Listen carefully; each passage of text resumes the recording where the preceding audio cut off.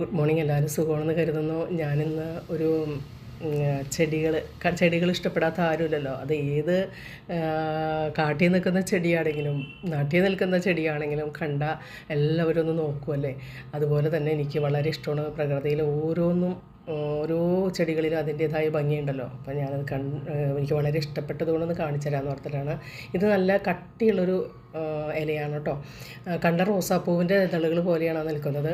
രണ്ടാമത്തേനെന്ന് വെച്ചിട്ടുണ്ടെങ്കിൽ വളരെ സ്മൂത്താണ്, ഗ്ലോയാണ്. അതിൻ്റെ ഒരു ഇല എടുത്ത് നമ്മൾ വേറെ നട്ട് കഴിഞ്ഞിട്ടുണ്ടെങ്കിൽ ആ ഇതളുകൾ എടുത്ത് നട്ടാൽ പിടിക്കുന്നതാണ്.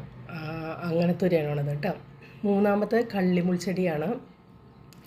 കളിമുൾച്ചെടി മൂന്നാമത്തെ കണ്ടപ്പോഴത്തേനും ഞാൻ ഓർത്തു ഇത് ഒറിജിനലാണോന്ന്. കാരണം അത് അത്രയ്ക്ക് ഇതായിട്ടാണത് നിൽക്കുന്നത്. നോക്കി, നല്ല ഭംഗിയിലേ കാണാനായിട്ട്.